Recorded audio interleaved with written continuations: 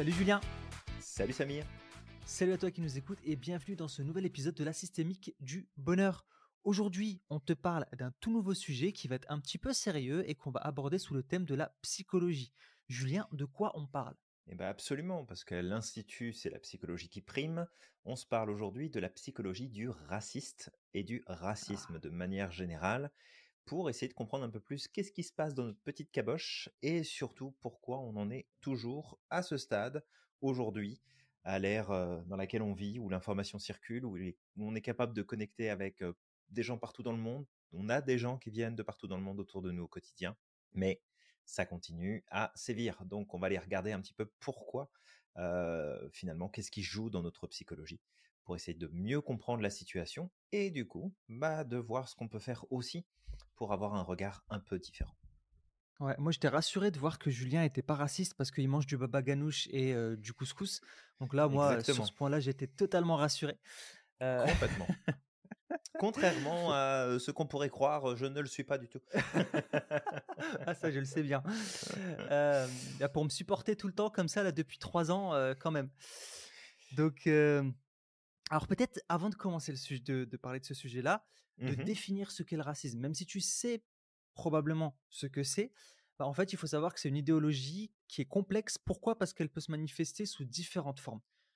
Ça peut être une doctrine ou une idéologie qui va s'appuyer sur des hypothèses qui vont être erronées, comme par exemple l'existence de races humaines qui vont être inégales entre elles. Alors ça vient du concept de race, ça fait pas très longtemps, c'est récent, parce que le racisme, ça existe. Alors, ça n'a pas toujours existé sous la forme qu'on connaît aujourd'hui avec ce concept de race. Donc ça, c'est le premier point. Ensuite, ça peut impliquer du coup une hiérarchisation des groupes d'individus et ce qui va produire une inégalité entre un groupe qui va être dominant et les autres. Ça peut être aussi une attitude et des comportements d'hostilité ou de mépris qui vont être basés sur des caractéristiques personnelles comme la couleur de peau, l'origine ethnique, etc. Et aussi, ça peut se manifester de façon, ça c'est important de le garder à l'esprit, ça peut se manifester de façon individuelle, donc par des actes mhm, et des propos haineux, donc au niveau de l'individu, mais ça peut aussi se faire au niveau structurel ou institutionnel, où là on va plus parler de racisme systémique, où vraiment là c'est quand c'est ancré dans la société, en fait. C'est ancré potentiellement dans la culture, dans la manière de réfléchir, etc. Ce qui va faire qu'en fait, au travers de l'éducation, au travers de certains comportements et de normes en fait en société, on va rejeter certains groupes de la mhm. société. Et vraiment de comprendre que, voilà, dans le cas du racisme systémique, là, en fait, c'est ancré dans la réalité quotidienne et en fait, limite, ça va banaliser certains comportements.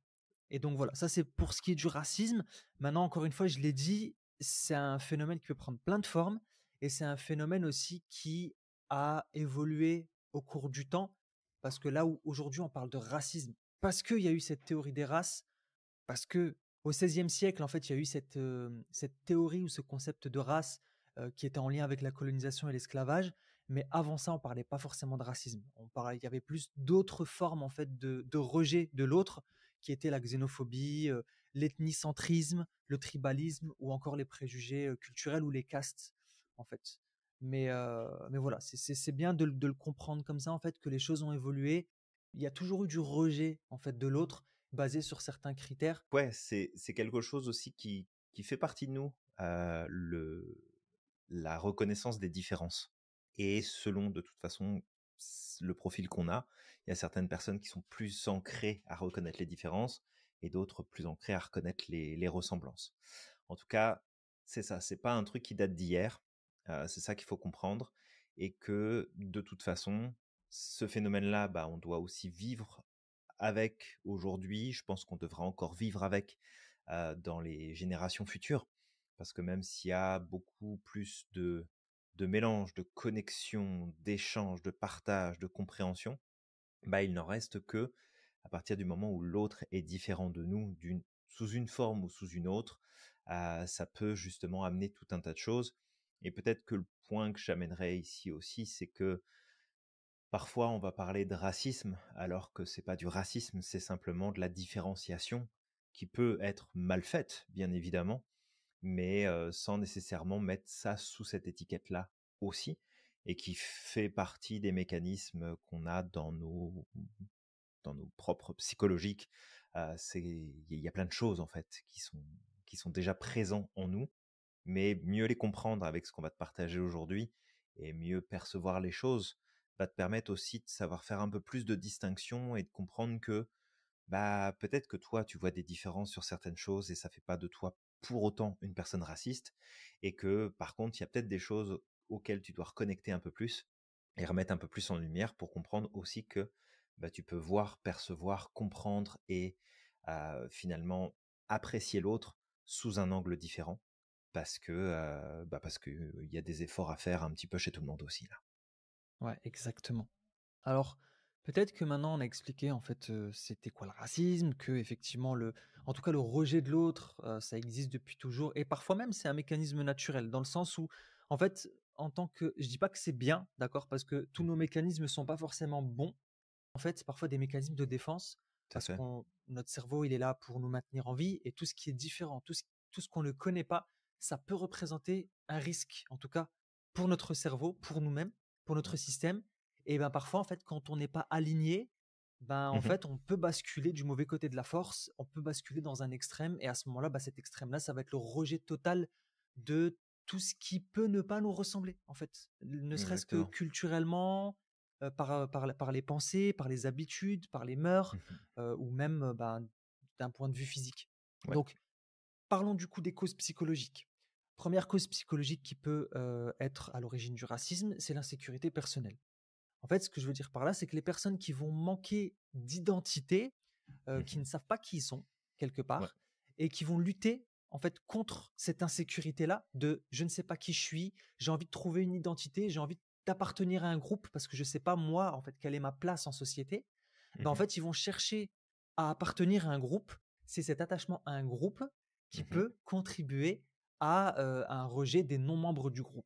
Et ça me fait penser, par exemple, aux identitaires. Si on prend l'exemple des identitaires en France, ben, c'est un peu ce qui se passe au final. C'est que c'est des personnes qui sont potentiellement en perte d'identité. On parle d'identitaire, mais justement, ils se rattachent à cette identité-là, parfois une identité qui n'existe pas, qui se sont inventés. Et Mhm. cette identité-là, elle est présente dans un groupe. Ils sont entre eux, ils se mélangent entre eux. Et en fait, ça peut amener à ce moment-là bah, parce que j'ai envie d'être sûr de cette identité. En fait, c'est une recherche de cohérence, quelque part, tu vois. Ouais, Dans parce cette recherche de que cohérence, ouais. t'as effectivement ça qui va se produire et souvent ce qui va marquer justement ces groupes identitaires, c'est qu'il y a une sélection arbitraire Ouais. de caractéristiques et de traits qui permettent à ces membres de se reconnaître comme faisant partie d'eux, alors qu'en fait, bah, n'importe qui pourrait prétendre en faire partie, mais tu comprends, si t'as pas les yeux bleus, bah, t'es pas du groupe. Si t'es pas blond, t'es pas du groupe. Si tu fais pas C'est ça. 1,90 m, t'es pas du groupe. Mmh. Et bon, t'as bien compris que je parlais des Ariens ici, pour faire référence justement à un groupe identitaire. Mais en fait, d'où ça sort? D'où ces caractéristiques sortent? À partir du moment où oui, t'as des caractéristiques communes avec d'autres personnes, bon bah tu fais partie d'un groupe. C'est sûr, tu peux créer des groupes à tous les niveaux. Mais je veux dire, on peut créer un groupe de licornes aussi si on veut, tant qu'on y est. Ouais, clairement, clairement.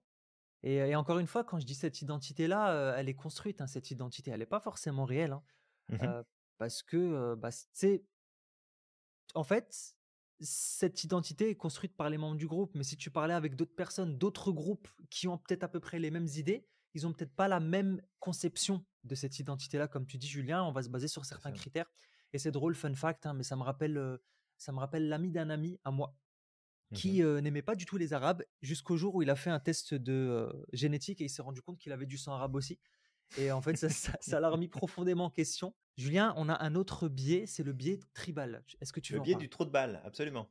C'est ça. Alors, ce biais-là, c'est un mécanisme cognitif en fait qui est ancré depuis des millénaires dans notre manière de fonctionner, puisque ça nous pousse de manière générale à favoriser notre groupe d'appartenance. Et ça, en fait, on le voit très très très facilement. Et c'est ça aussi qui rend la question du racisme délicate et pas simplement une question de d'évolution, pas seulement une question de faire grandir les manières de penser. C'est que ça fait partie naturellement de notre mode de fonctionnement, c'est des biais qui sont là. si on ne se reconnaît pas dans une culture ou dans la manière dont une autre personne peut fonctionner, ben c'est tout simplement parce qu'on a une préférence naturelle pour ce qui va nous ressembler. Parce qu'on a besoin en fait d'appartenir à un groupe, et il est très difficile d'appartenir à un groupe dans lequel on ne trouve pas de points communs. C'est difficile de se sentir appartenir à, à un groupe si on ne se reconnaît pas dedans. On ne reconnaît pas de partage d'informations, de partage d'histoires, de partage de tout un tas de choses. Et c'est compliqué, en fait. Et c'est ça aussi qu'il faut prendre en compte, c'est que le racisme n'est pas forcément à voir comme quelque chose qui est mauvais et qui en veut, en fait, aux autres, mais qu'il y a aussi une partie de nous qui va naturellement ne pas se sentir concernée par une manière de penser, une manière de faire, des habitudes, des traditions, une culture. Et on va privilégier naturellement de se rapprocher et en fait de vivre, d'échanger, de se reconnaître, de s'apprécier, et bien finalement entre personnes appartenant au même groupe. Ensuite, Julien, on a les stéréotypes et les préjugés. En fait, ça vient de généralisations qui vont être excessives sur des groupes entiers, qui vont être basés sur des informations limitées. On en parle beaucoup du biais de généralisation. C'est un métaprogramme, d'accord? On a les généralisations, les omissions et les distorsions. En fait, là, c'est on prend une information, un fait isolé ou des faits isolés, en fait, et on va en faire une généralité comme si, en fait, c'était comme ça, c'était une vérité immuable, en fait. Mhm. Ouais, Et tout à ça fait. va impacter profondément nos croyances intérieures, parce que ça va impacter aussi notre manière de voir le monde. On va voir l'arbre qui tombe, mais on va pas voir la forêt qui pousse. Mhm. Et en plus, ben derrière, en fait, le problème avec ça, c'est que même quand on va avoir des interactions avec les autres, ben on va vouloir avoir raison, en fait. Et les croyances influent fortement notre manière de voir le monde et de percevoir les Tout à choses. fait. Oui, exact, Samir. Alors, on peut passer ensuite au suivant, qui est cette fameuse peur de l'inconnu. Ça fait partie de nos mécanismes de survie. Voilà, on se méfie naturellement de ce qui est différent, on se méfie de l'étranger, on se méfie de la personne qu'on ne connaît pas, qu'on n'a jamais vue. Il suffit, toi, de faire le test, hein. Tu sais, tu peux être en bon québécois si t'es au Québec, en bon français si t'es en France, en bon algérien si t'es en Algérie, et puis en fait t'installer dans un village où personne ne te connaît, et ben tu vas voir un petit peu comment on te regarde de travers. Et on va se demander qui tu es, qu'est-ce que tu fais là, pourquoi tu t'installes ici. C'est normal en fait, peu importe. Peu importe, la peur de l'inconnu fait partie de nos mécanismes de défense, et c'est normal parce que quand le cerveau n'a pas d'information, de comparaison avec l'élément qu'il a devant lui, que ce soit un événement, une situation, une personne, peu importe, eh bien, son premier réflexe, c'est de le considérer comme un danger potentiel. Et pour peu que tu te laisses envahir par tes lectures, les informations, les news, les partages, les trucs qui circulent sur Internet, bah, c'est très facile en fait de tomber dans ces biais-là. Et objectivement, si tu vis au fin fond d'un petit village perdu dans ta cambrousse et que tu passes ta journée devant BFM TV, bah, tu as toutes les chances de devenir raciste, par exemple. Exactement, Julien. Et justement, bah, c'est ça, hein, comme tu dis, le fait de se nourrir aussi tout le temps des mêmes informations, forcément, ça va venir aussi impacter ta manière de penser, ta manière de voir les choses et bah, tu vas Mhm. généraliser. Autre cause, ça peut être la psychologie de la victimisation. Bah, en fait, le sentiment d'injustice qui peut être vécu, la frustration, le ressentiment ou la déresponsabilisation peut venir, ben, conforter en fait cette problématique-là et ce comportement de racisme. Quelqu'un qui se déresponsabilise, Absolument. forcément, la faute ne vient pas de lui, elle vient toujours des autres. Mais Voilà. Samir, si on n'a Tout plus de c travail, c'est à cause des étrangers. Ils viennent nous prendre nos métiers, notre travail, notre argent, nos logements. Et ça n'a rien à voir avec Exactement. le fait que j'ai pas fait mon CV depuis 15 ans, que j'en ai envoyé aucun et que je me suis pas présenté à mon dernier rendez-vous chez Pôle emploi. C'est exactement ça. Ah, mais bon, je dis ça, je dis rien, hein. Et voilà, en fait, donc c'est là où tu retrouveras en tout cas chez des personnes qui sont racistes ou qui ont des problèmes en lien avec le racisme, d'accord? Cette problématique de déresponsabilisation et de victimisation. une autre cause, c'est la projection des défauts. Est-ce que tu veux en parler? Oui, bah ça, on en a déjà parlé, c'est un peu l'effet miroir, c'est-à-dire que on reconnaît chez l'autre ce qui existe déjà chez nous-mêmes. Et je vais revenir là-dessus. Dans le verbe reconnaître, il y a comme répéter, revenir, recommencer, revoir, donc ça veut dire à nouveau, et il y a connaître. Donc pour reconnaître, bah, il faut déjà connaître. Donc si tu le connais déjà, ça veut dire que bah, pour reconnaître quelque chose, c'est que tu l'as déjà en toi, c'est que tu es capable de faire cette distinction. Et souvent, eh bien, quand on a déjà un gros manque de connaissance de soi-même et un gros manque de développement personnel, eh bien, on a tendance à projeter ses défauts sur les autres qui nous entourent parce que c'est plus facile, en fait, de voir chez l'autre ce qui nous dérange chez nous-mêmes et en fait de tout refourguer à la face des autres et même de prêter aux autres des intentions qui sont en fait les nôtres et une façon de percevoir le monde et une façon de penser qui nous appartient. Mais ça, c'est aussi lié à un problème qui est plus profond, c'est que on est présent dans la boîte qui nous permet de réfléchir. Et du coup, tout ce qui sort de notre tête, soit ça passe complètement inaperçu et on le sort comme si c'était la vérité absolue et on n'y fait même pas attention, soit effectivement on accède à ces informations-là, mais parce qu'elles viennent de nous, ben, on les considère naturellement comme vraies. Et en fait, quand tu regardes une personne étrangère et que dans ta tête tu te dis ah bah peut-être que ça c'est un voleur, ben, en fait, c'est toi qui es en train de lui prêter cette caractéristique-là. C'est toi qui es en train de définir que cette personne-là est un voleur. Alors qu'en fait, c'est peut-être la personne qui va te sauver quand tu vas te faire agresser au coin de la rue. Exactement.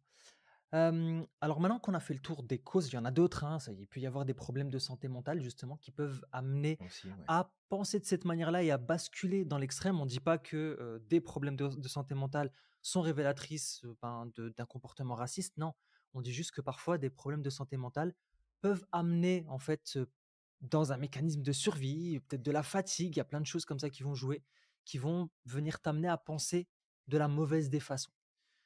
Ensuite, en fait, faut savoir que le racisme, il va avoir un impact.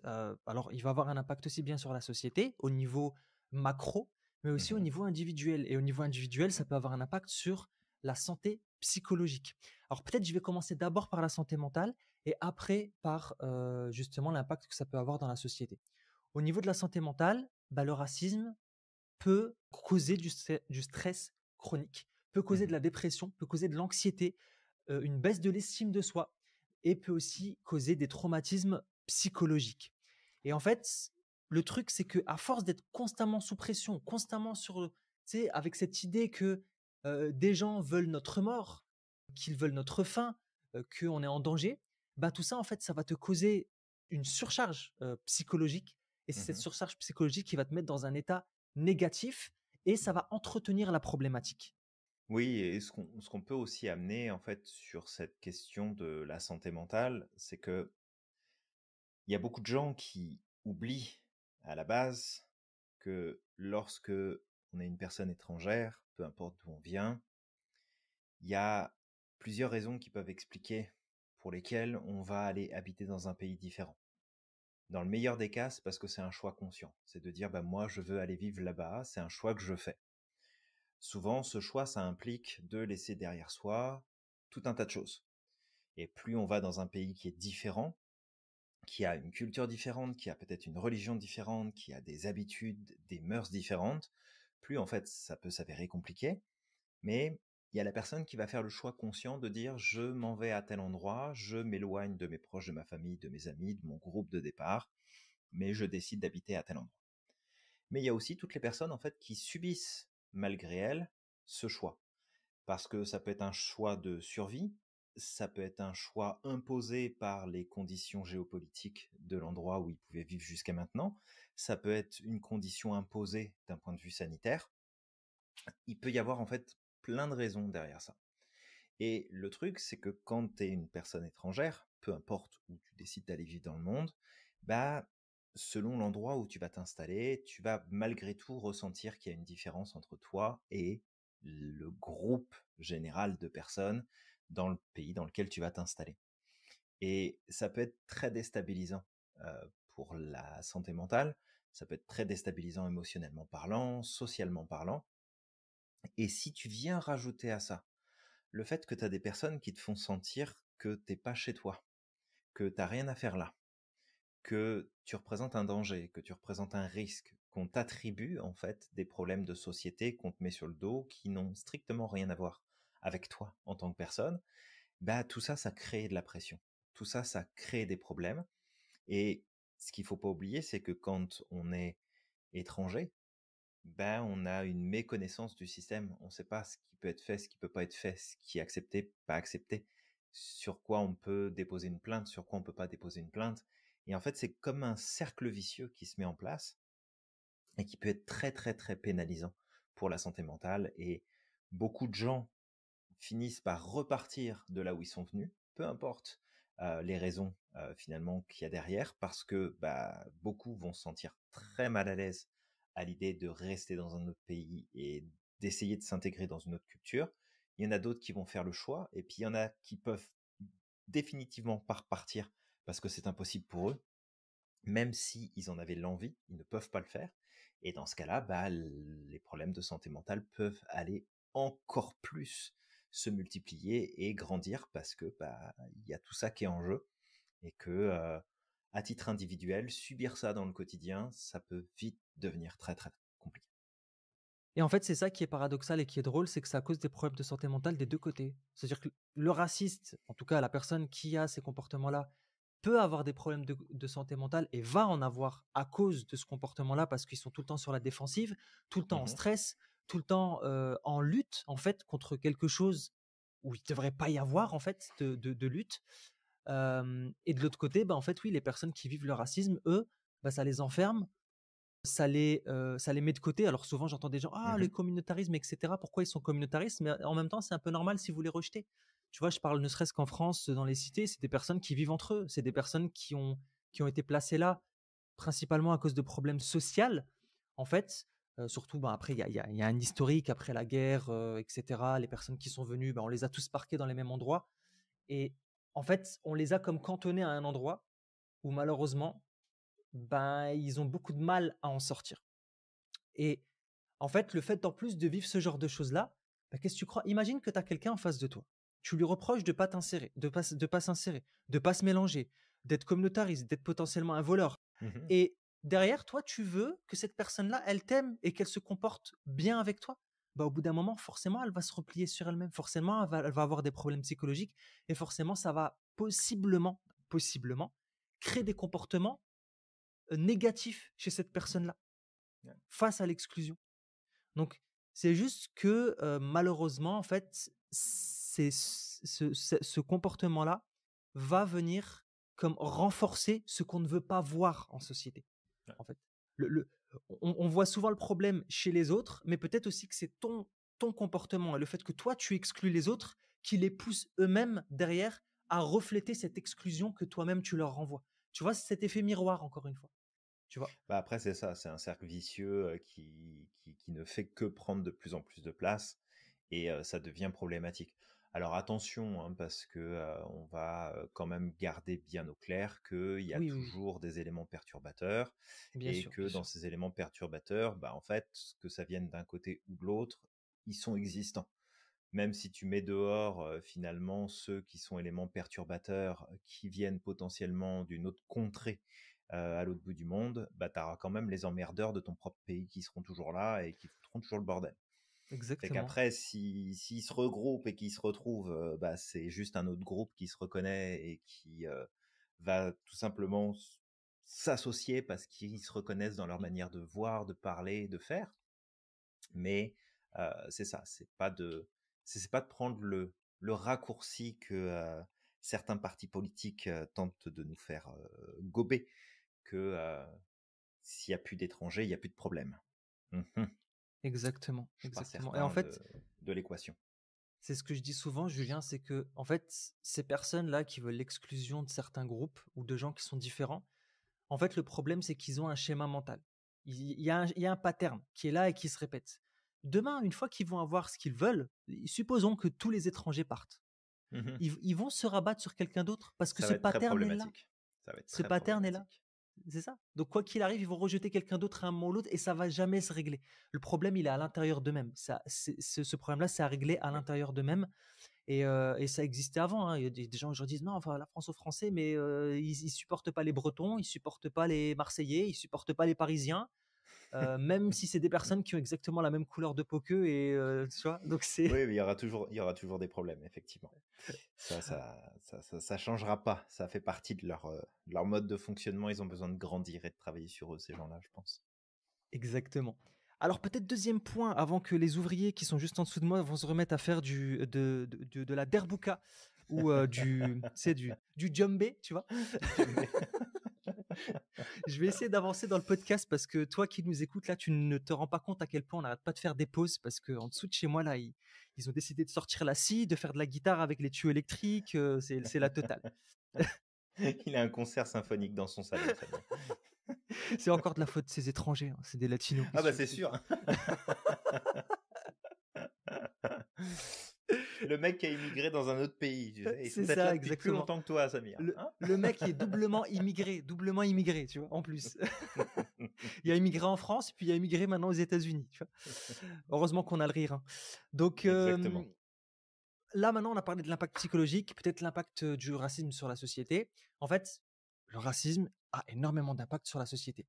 Il y a un impact sur la productivité. Mhm. Forcément, en fait, à force de discriminer certaines personnes, bah, qu'est-ce qui va se passer? Bah, en fait, toute cette surcharge psychologique qu'on va leur amener, tout ce stress, tout ce rejet-là, va contribuer à une réduction de la productivité parce que c'est une charge psychologique en fait qu'ils sont en train de vivre. Et Tout à fait. Ouais. forcément, à un moment ou l'autre, bah, ça va jouer sur la productivité.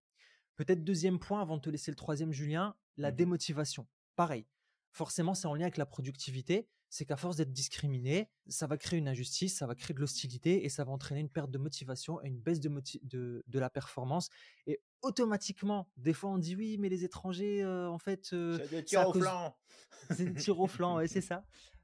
C'est à cause d'eux qu'on a des problèmes économiques. Bah, le souci, en fait, c'est que le racisme et la discrimination qu'ils sont en train de vivre, justement, va avoir un impact sur l'économie. Ça augmente le problème. Ouais, tout à fait. Ouais. Alors après, bah, il y a le coût des conflits sociaux qu'on peut ressortir, parce que toutes ces tensions qu'il y a entre les races, entre guillemets, entraînent des violences et des manifestations qui coûtent de toute façon à tous les niveaux, au niveau sécurité, au niveau justice, au niveau réparation. C'est très compliqué. Il y a l'aspect santé aussi. Souvent, les personnes qui sont victimes de racisme souffrent alors non seulement de santé mentale, mais aussi de difficultés d'accès aux soins.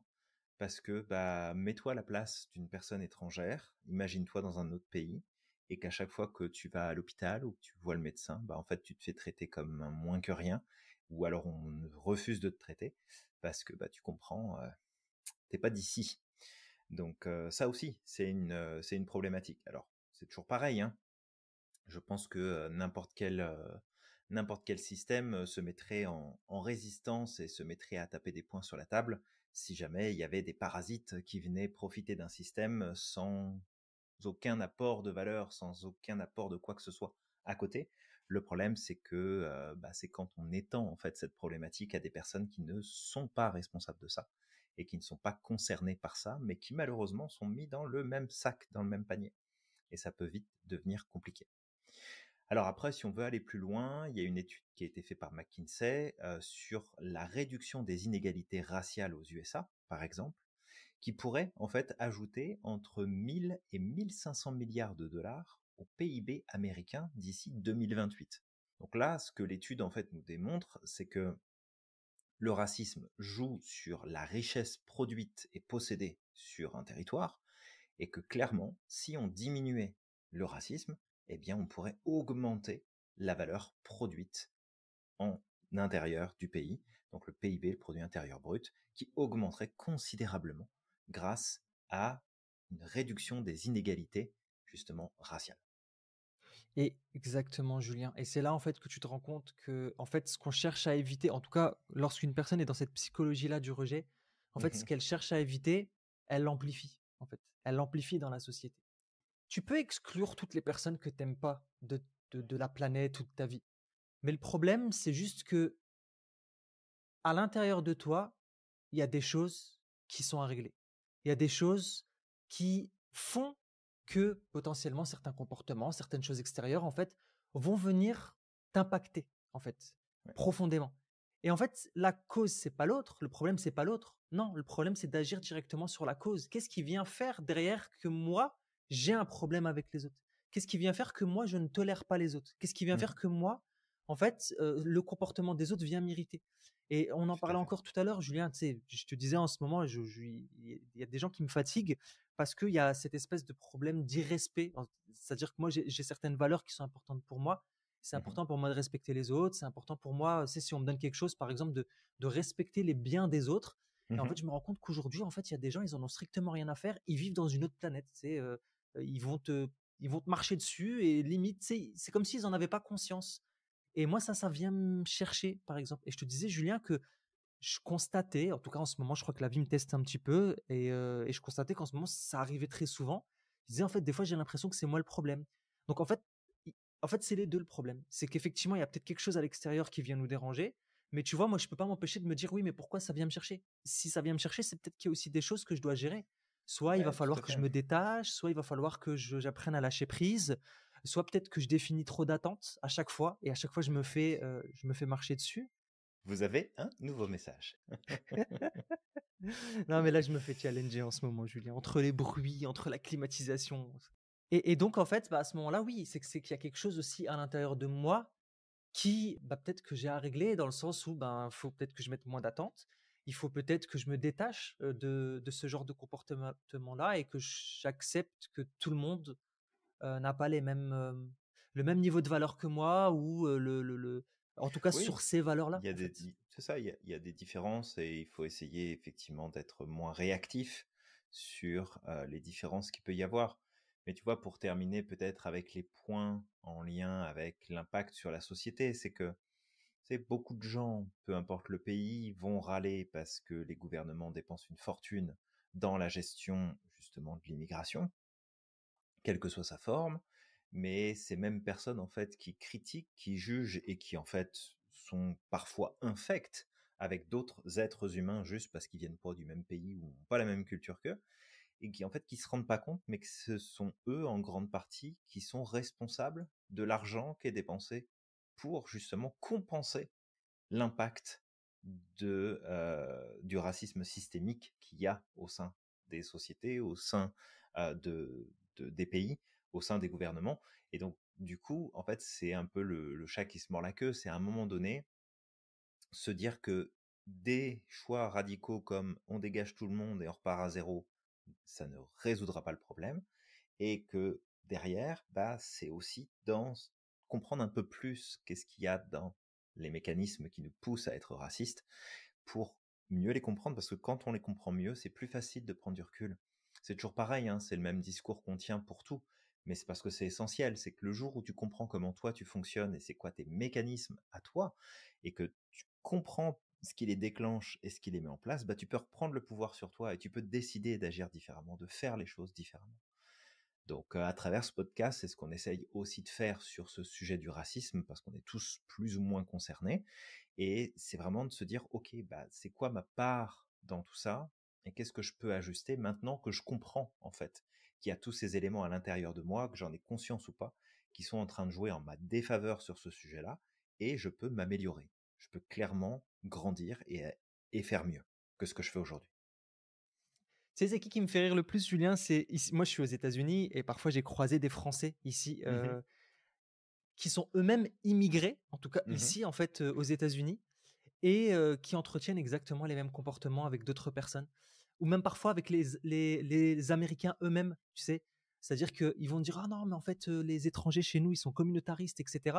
Alors que eux, ils se mélangent pas, ils restent entre eux, et en plus, Oui, ils oui. critiquent la culture des gens dans lequel ils vivent, en fait. Donc, Ah, mais il y a la les culture mêmes, des Américains. il y a les mêmes ici au Canada. Tu sais, tu as un quartier dans Montréal qui s'appelle Le Plateau. D'ailleurs, il n'y a pas que le plateau qui envahit, mais presque. Et en fait, bah, là-bas, c'est là où tu as tous les Français. Et tu as tous les petits Français, en fait, qui se rejoignent, qui se regroupent, qui restent entre eux, qui discutent entre eux, et puis qui expliquent bah, pourquoi la France c'est mieux, pourquoi, en fait, ici c'est moins bien, pourquoi. Bah, Et c'est retourne dans comme, ton pays. mais qu'est-ce que tu fous là, en fait? Qu'est-ce que tu fous là? Le Et je me Canada, tu l'aimes ou tu souviens, la quittes. mais c'est ça, c'est exactement ça. Parce que moi, je me souviens d'avoir eu un colocataire à un moment donné à Ah, c'est Montréal. trop drôle. Et c'était un conte parisien. Et je dis ça en connaissance de cause, je suis parisien, d'accord. Mais c'était vraiment un conte parisien en mode ouais, non, mais de toute façon, ici c'est nul, il n'y a pas ça, à Paris il y a ça, je peux faire ça.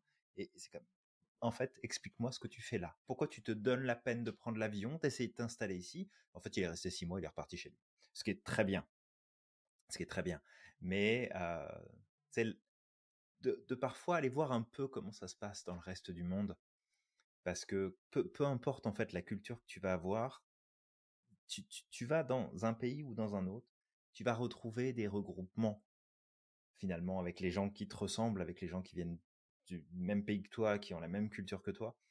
Et n'importe quel autre pays pourrait dire, bah, de nous Français ou de vous les Algériens pour toi Samir, que bah, de toute façon on est là, on est en groupe, on s'intègre pas, on est tout le temps en train de critiquer, on est tout le temps en train de dire que chez nous on fait pas ça, que c'est nous c'est mieux, et puis qu'on s'adapte pas.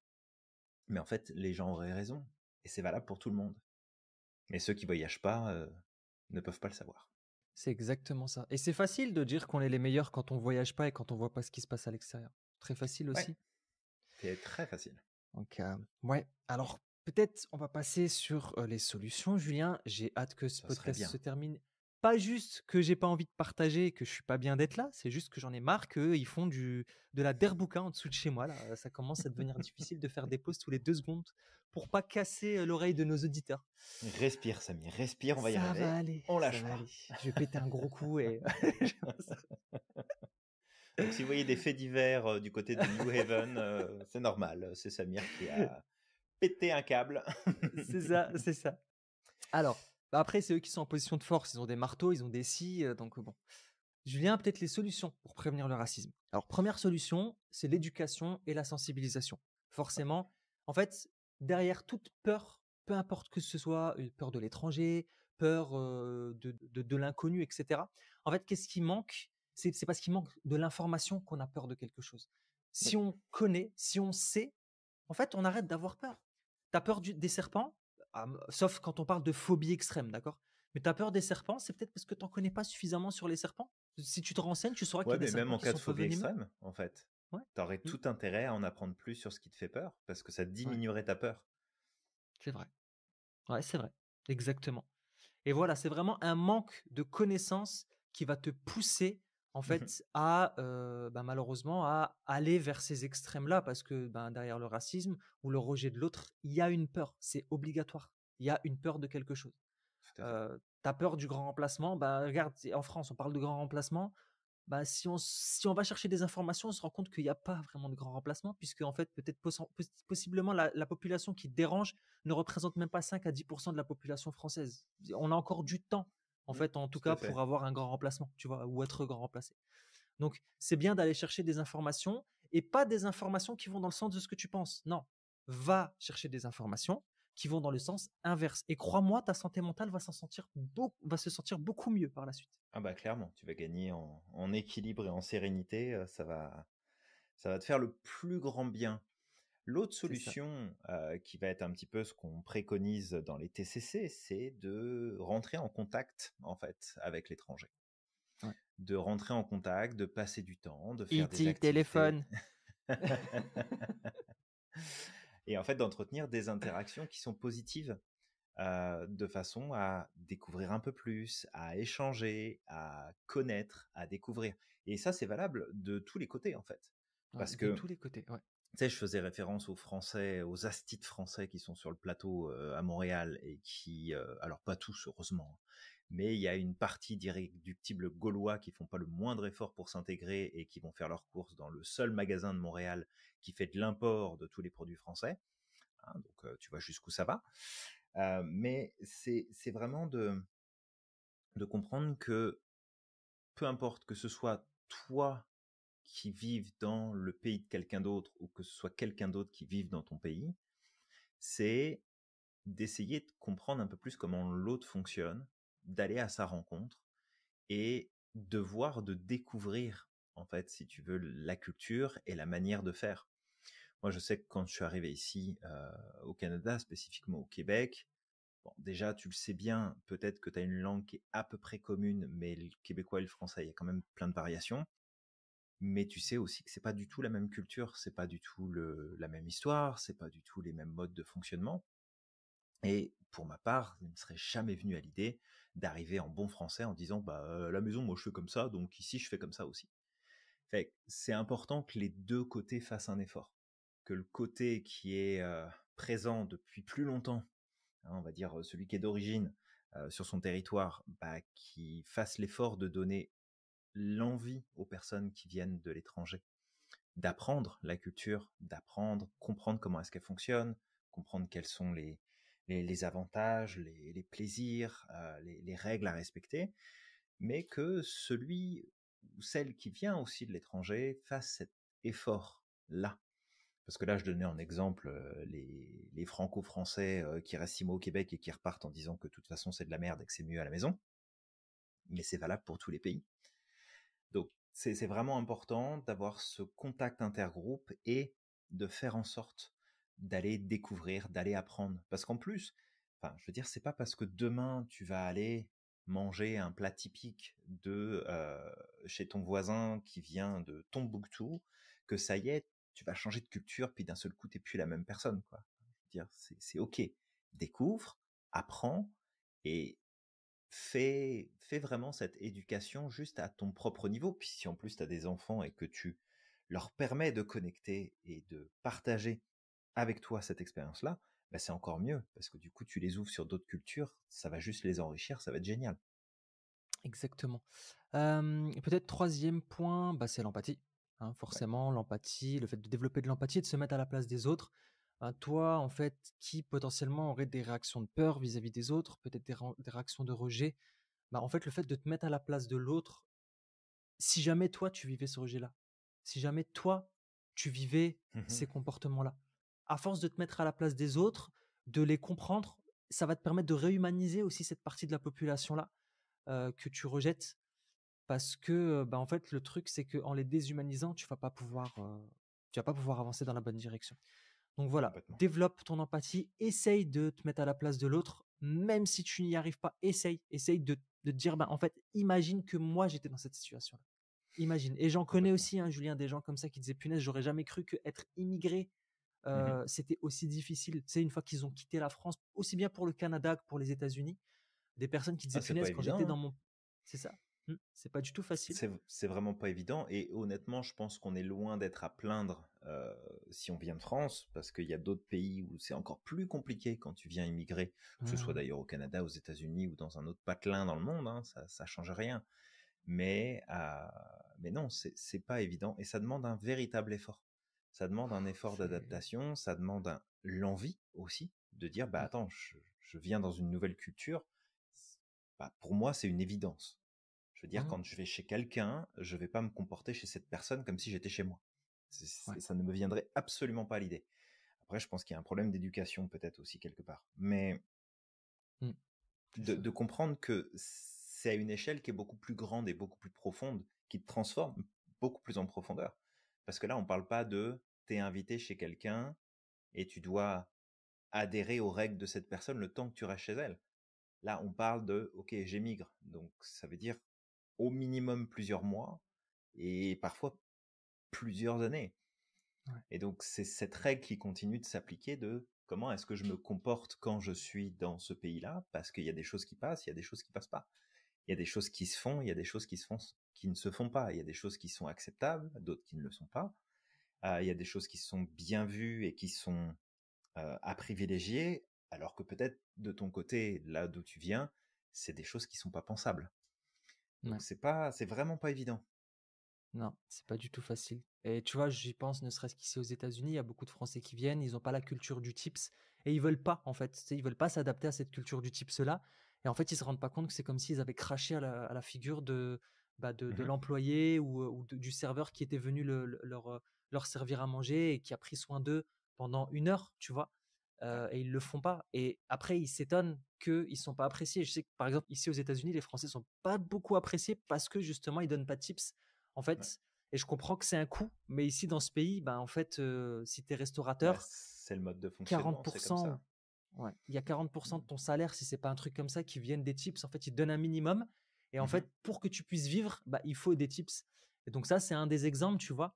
Mais il peut y en avoir plein, hein. C'est sûr que quand tu vas, quelque part, bah, tu dois t'adapter à des nouvelles règles et comme tu dis, Julien, c'est pas facile. Tu te réadaptes à une langue, tu te réadaptes à certaines choses. C'est pareil, par exemple, je vais donner un exemple, ma femme dans son laboratoire, une fois, elle a un de ses collègues qui est, néerlandais? Non, allemand et en fait, il y avait sa copine qui lui avait rendu visite et en fait, ils ont commencé à se bécoter, et cetera, tu sais, dans le laboratoire, et Mmh. en fait, ça a choqué parce qu'ici, aux Américains, ils appellent, tu sais, ils ont pas cette culture du rapprochement, de je te roule, une pelle, spéléologique, en plein public, tu vois? C'est hyper mal vu.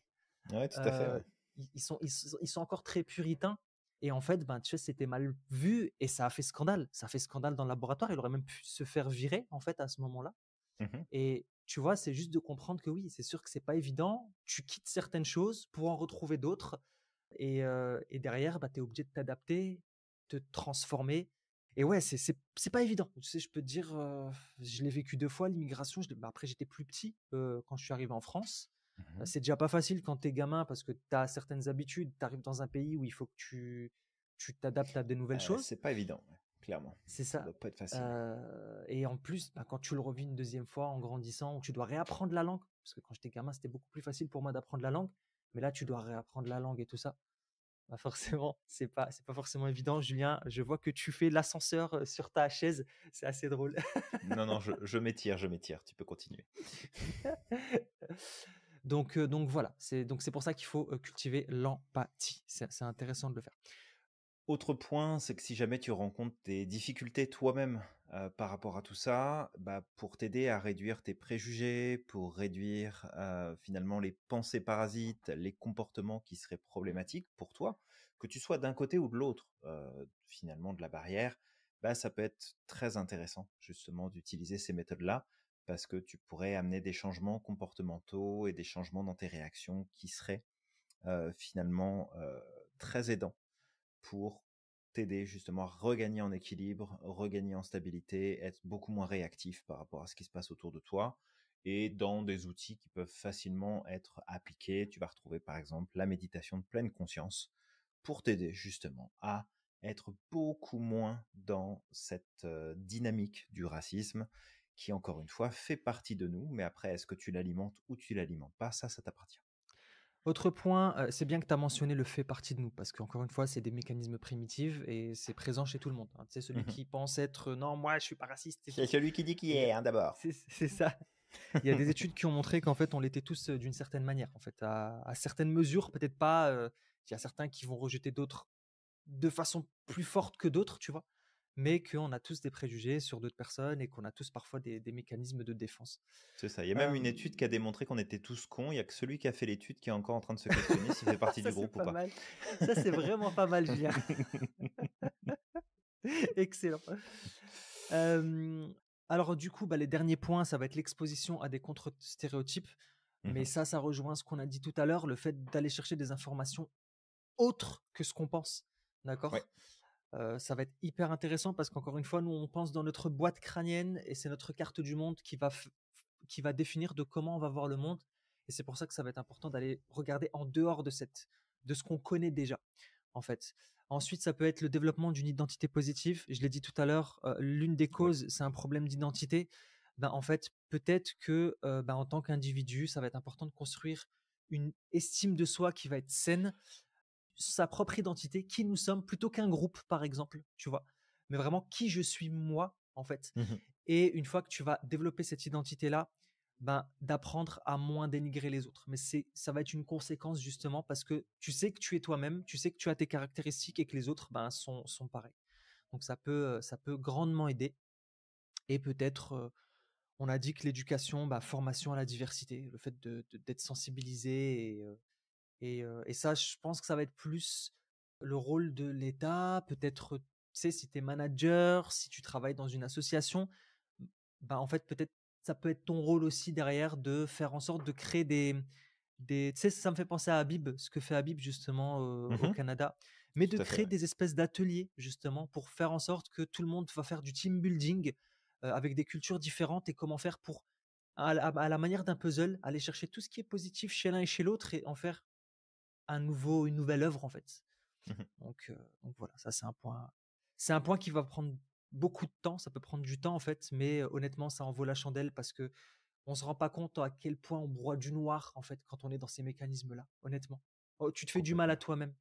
Tu te fais du mal complètement. à toi-même. Ouais.